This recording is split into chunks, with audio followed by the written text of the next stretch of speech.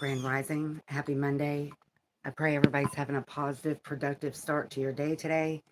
If not, I pray that your angels, ancestors, spirit guides, and of course the Most High help you with that. I also pray that He clothes us in His armor from head to toe, that He strengthens our discernment and guides our steps as we go throughout this day. We're going to jump right into it. I got things to do today. So let's get started with a chakra wisdom affirmation card. Then we'll get our incense lit. I do have the window open, so please excuse any background noise that you may hear. It's starting to dry up a little bit from all the rain. We're supposed to have great temperatures today, so I'm thankful for that. I also want to send loving, healing energy to anybody who's still in recovery from the storms, anybody dealing with displacement, homelessness, loss of a loved one, addiction, depression, anxiety, whatever you're dealing with, please just know that you're not alone. I'm going to premiere the contact line on the first of the year, which is Wednesday. And then you'll be able to communicate with me either by text, by phone. So hopefully that will help some people. Okay. That's too many, so we'll just put those back. We just want one affirmation card for this Monday. Ooh, second chakra, sacral chakra, reward myself. I think that's the first time we've gotten that one. Sacral chakra, I do believe is sandalwood. Yes, sandalwood. Ah, a very light, woodsy kind of smell.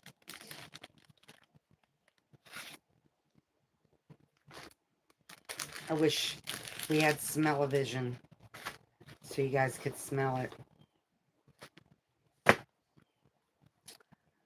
I can't remember what movie that's from, Smell-o-vision. She's referring, when she says that, she's referring to Willy Wonka.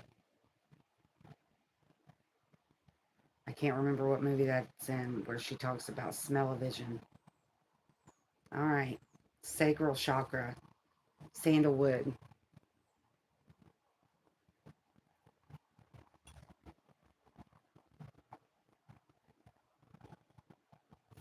All right, we have reward myself. I know that I am truly worthy and deserve to receive the good things in life, and I give myself permission to have them. It is time to enjoy the fruits of my labors. I aim to incorporate and embrace fun and joy in my life. I realize that all work and no play is a recipe for energy flow disruption and exhaustion. I allow myself to experience and receive more pleasure in my life, and I am flexible and open to change. I am receptive to embracing activities and events that come my way, even those I may have avoided in the past. Put this over here. With that window being open, it's just going straight out the window.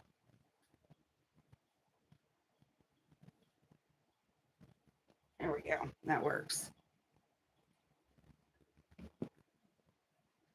All right, let's get a grief affirmation. It was 423 on the timer when I looked.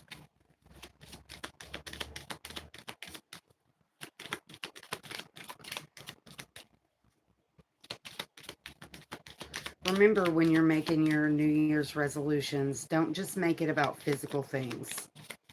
Think about the spiritual changes that you need to make, the emotional changes that you need to make. You know, changing thought patterns, changing old emotional habits that we get stuck in. 4:55 on the timer. I didn't turn on my Bluetooth or get out the other phone.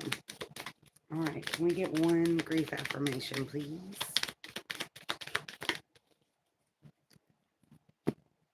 It's okay if I feel everything at once, nothing at all, or something in between. Regardless of what I am feeling or how confusing it seems, I am in exactly the right place on my grief journey. We all experience grief differently. You know, I talk about it a lot. You know, it doesn't, it's not always the same. The way I grieve and the way you grieve can be different, even though similar, still different. Let me turn this hotspot on real quick.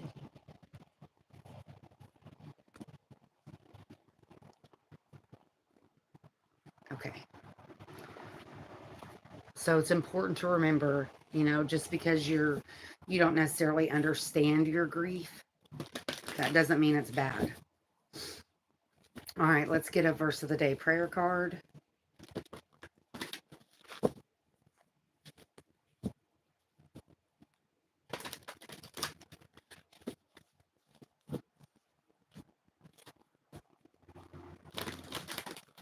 I hope everybody has a safe and peaceful and positive New Year's.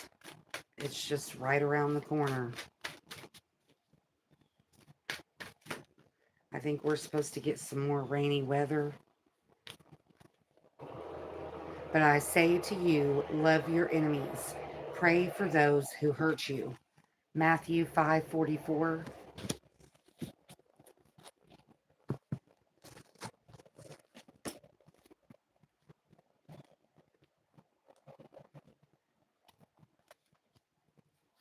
Matthew chapter 5, verse 44. There's a cardinal outside the window. But I say unto you, love your enemies, bless them that curse you, do good to them that hate you, and pray for them which despitefully use you and persecute you. If we go on to 45, that they may be the children of your Father which is in heaven. For he maketh his sun to rise on the evil and on the good, and sendeth rain on the just and the unjust. Confirmation. Wow, that wasn't even a big rig. That was just like a regular truck. Wow. Uh, he loves us all equally. You know, we judge each other, but he doesn't judge us like that. The spirit realm is different. It's just different. I don't really know how to explain it. Uh, but we as humans are the ones that judge the just and the unjust. If you really think about it, we all deserve what we get in one way, shape, or another. It sucks to think about it that way, but it's just the reality of the world. All right, let's get affirmation from the Wild Offering Oracle. I did do a video yesterday, but when I posted it, for some reason, it didn't have any sound. So it'll be interesting to see if, so far, we haven't gotten anything that was the same. You know, it may have just been like a personal message for me. That may have been why the sound didn't post. I'm not really sure.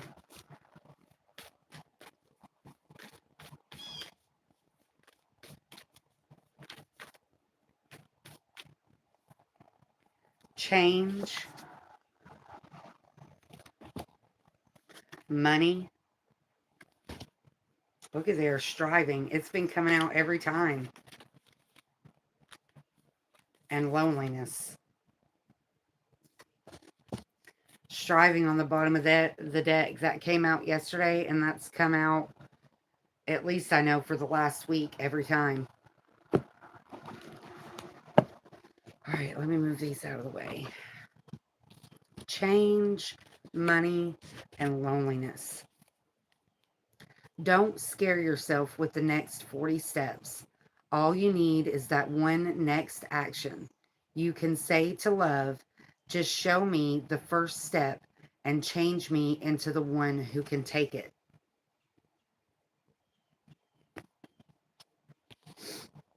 That's got that's got 2 butterflies on it. We looked at, actually, it's got more than that. 1, 2, 3, 4 butterflies. Then money. All my finances are now in divine order. Love itself knows my needs and is the source for all. I needn't cling to gain or fear loss. Every need will be met through offering all to the divine.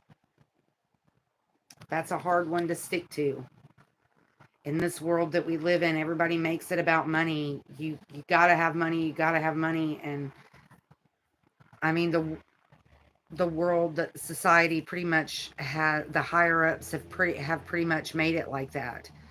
Um, but if we did things the way that they used to do things, where I don't know why I'm stuttering.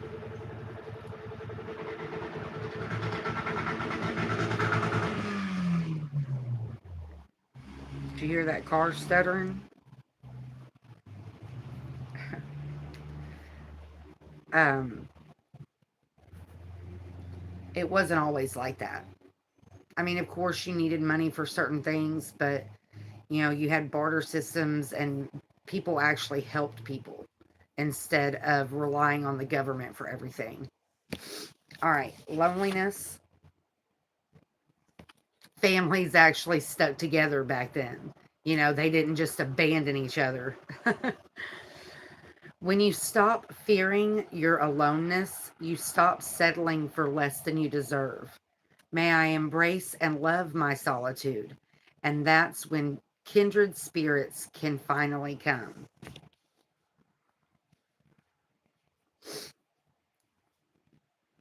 Change, money, and loneliness. If you don't have money, it sure does get lonely, doesn't it? If you don't have something physical to offer somebody, they don't want you around. So it can get lonely. With men, if you're a woman and you're not willing to give them your body, they don't want you around.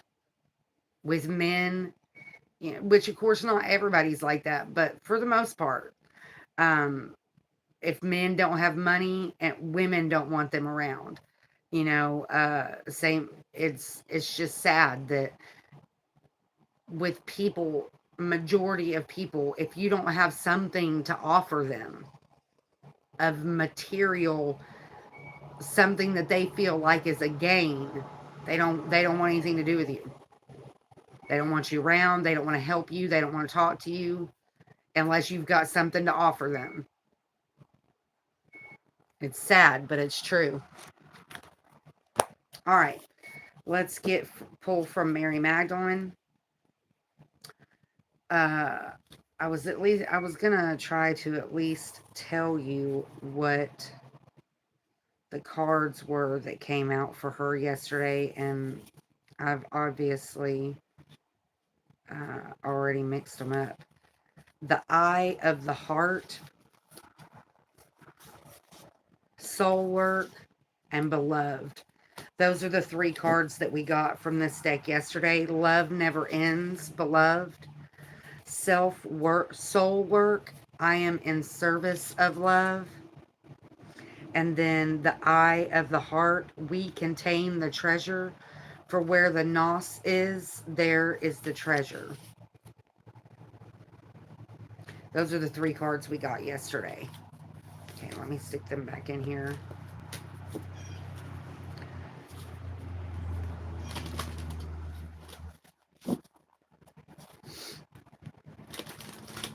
I'm so thankful that it's finally quit raining.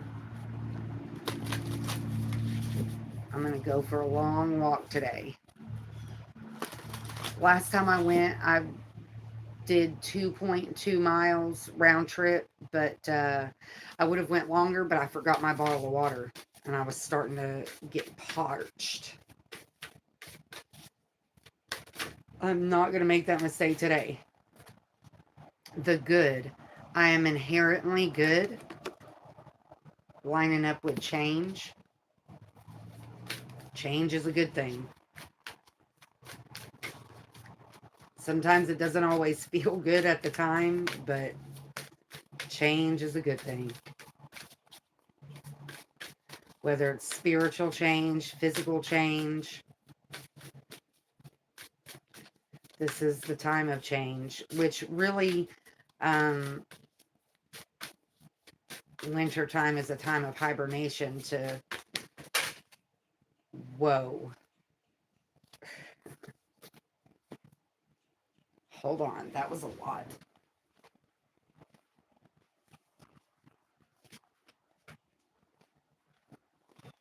Okay, obviously I can't take all these cards, but we got true love, soul work, the cave of eggs, remembering, the breath, and the rose. I think that's the first time that's ever happened with these cards. Christ. Love knows only mercy.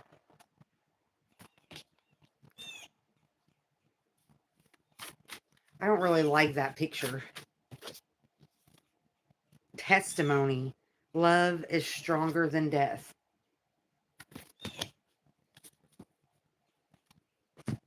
I don't really like that picture. Copper quit.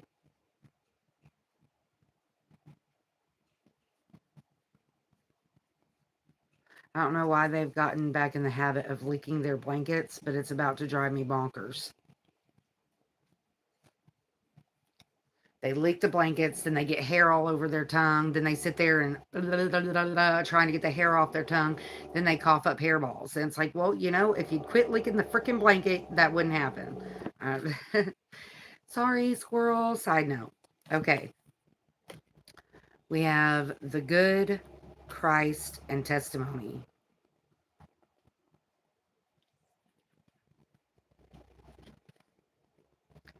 I really wish these were numbered. It would make it so much easier. It takes me a long time just to find them, especially now that I don't have my nails. It's even harder to turn these pages. All right, we got testimony. Love is stronger than death. To give testimony is to publicly place our lives on the line in order to stand up for what we believe in.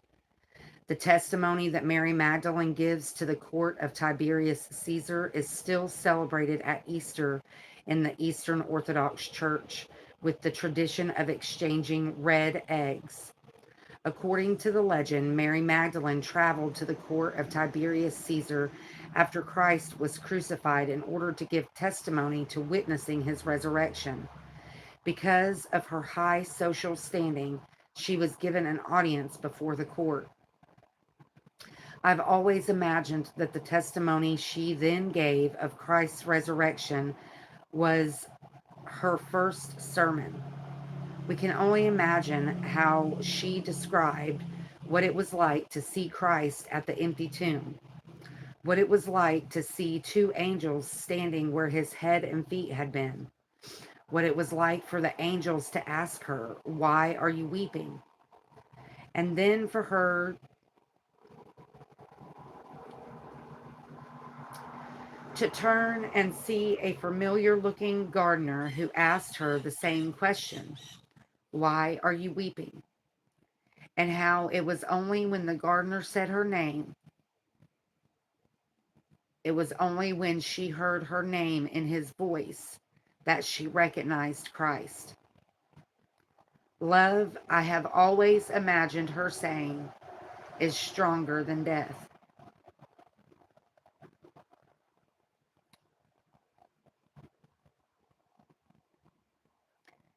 If we can see with the eye of the heart, there is no separation between this world and the next. The love that Christ and Mary embodied in life endures the loss of the physical body. Mary picked up an egg as she was testifying to Christ's resurrection. I've imagined this is because she wanted to point us to the truth that all life comes from within. And because she saw Christ from within her with the eye of the heart. And I've imagined that for her, the egg as a symbol of the divine feminine was a good visual to try to help the court grasp that we each contain a soul within us, like a yolk within an egg. Caesar was not persuaded by Mary's testimony, so he allegedly declared to her, "A body can no more resurrect than that egg in your hand turn red." The egg in Mary's hand immediately turned red. What do I testify to be true in this moment? Other than the fact that that got me all choked up and emotional.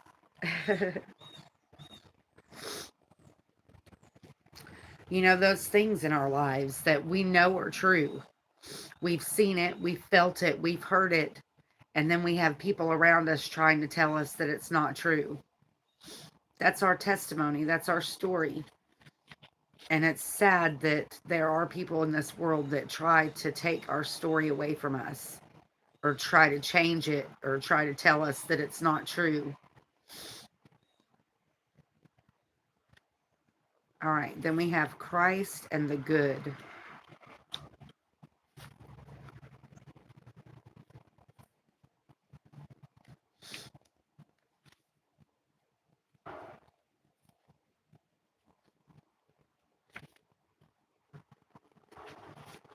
Sorry, I know it takes a while for me to find them.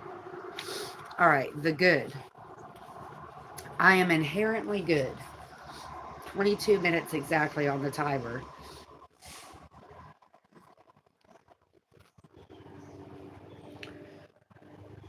If we let it, the fact that we are good, that truth alone can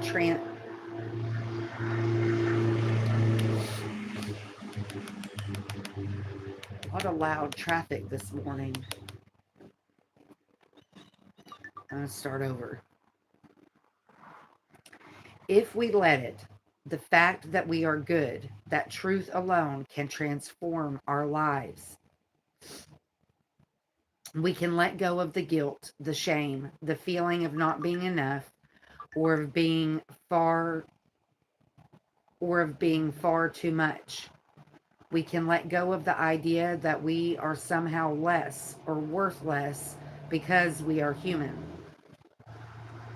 We can let go of the idea that God is a divine being who is way up there, way beyond us and out of our reach.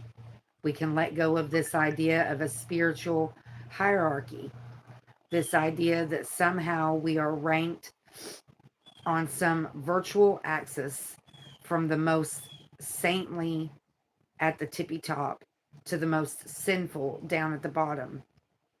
We can let go of this constant struggle to feel good, and we can begin to remember the truth that we are good.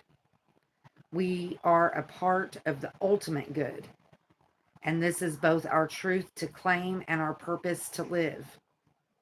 The Gospel of Mary doesn't refer to God as God at all. God, of course, is the masculine form of the Creator, or divine being in the English language. The feminine form is goddess. The Gospel of Mary refers to God or goddess or the ultimate creator as simply the good.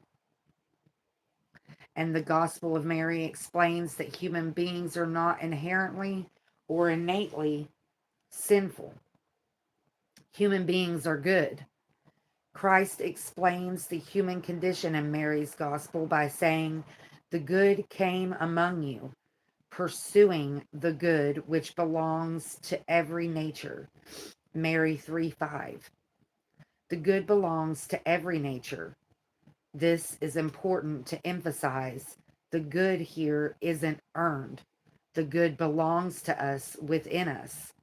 The good is inherent in what it means to be human. Start here. You are good. Let the truth ring through you. Let the truth guide you. Let that truth remind you of who you are and of your purpose here on earth. You are inherently good. And what that goodness, and with that goodness, You will see all of creation differently. You will see that every nature, every modeled form, every creature belongs to the same goodness that you are. The soul voice meditation. What good can I see in myself in this moment? And then we have Christ. You know, I know it's my human nature that when I read that, I'm like, no, not everybody is good, because there's a lot of bad people. But that's a choice that those people make. We aren't made in that form. Those people choose to not be good. But inherently, our natural nature, our natural form is to be good. That's, I guess that's the way I rationalize it in my head. I don't know. But I don't know. I have a hard time seeing something like that as to be permanently true.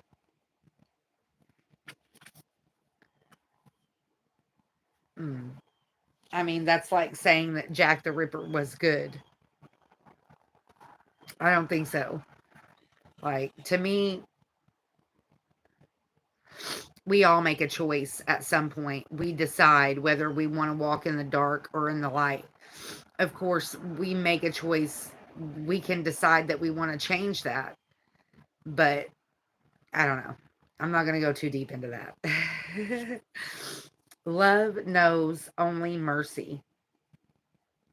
It's crucial for us to remember that Christ was crucified by the Roman Empire. He wanted to turn the unjust power structures of the empire on their head, making the first last and the last first. Christ wanted to free us from the misunderstanding that any one of us had the right to put ourselves above or below another. Christ wanted to free us from the illusion that external forms of power, like wealth and authority, could ever come close to the ultimate power of love that exists within us. It's crucial for us to remember that Christ wasn't Christian.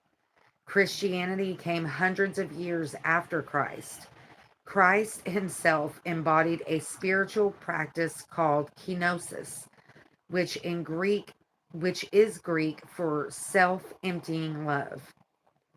When we practice loving someone, even a stranger, look at that sunshine coming out, a perceived enemy, by emptying out all of our egoic ideas about them, we free ourselves and them.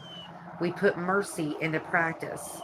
Mercy is what love looks like in action. In Mary's gospel, Peter asks Christ, "What is the sin of the world?" And Christ replies, "There's no such thing as sin." Mary 3:3. Christ here is saying that we are not innately sinful. Sin does not exist as an ultimate truth. Sin, according to the Gospel of Mary, is when we mistake the ego for our true self. When we are unable to sense the presence of the soul in the midst of one of the powers of the ego, we then act from that forgetful state.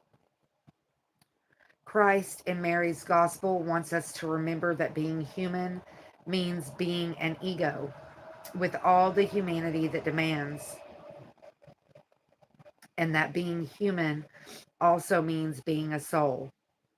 Mary's gospel relates that Christ was the true human being, and this is what he revealed to her we are meant to become also. The true human being has united the ego to the true self, the soul. Even in the midst of the worst of what can unfold in our lives, we have the capacity to return to the limitless love we are. How can we do this? We have mercy on ourselves. We have mercy on each other. We let love reach where it has never been before. The soul voice meditation. What mercy can I have for myself or someone else in this moment? I mean, mercy, to have on somebody else or on ourselves, that is the ultimate act of love. When somebody has hurt you and you have mercy on them to show them love anyways. It Mercy can come in all shapes and sizes and forms, and sometimes it's just a kind gesture. Sometimes it's just an emotional type of spiritual type of mercy. And then sometimes it's an actual act of mercy. We're granted with mercy every day from our Creator. I mean, in reality, in this human form, we don't really deserve anything. It's our soul that is loved. It's our soul that gets to experience. You hear that bird? Our soul that experiences the mercy. Mm.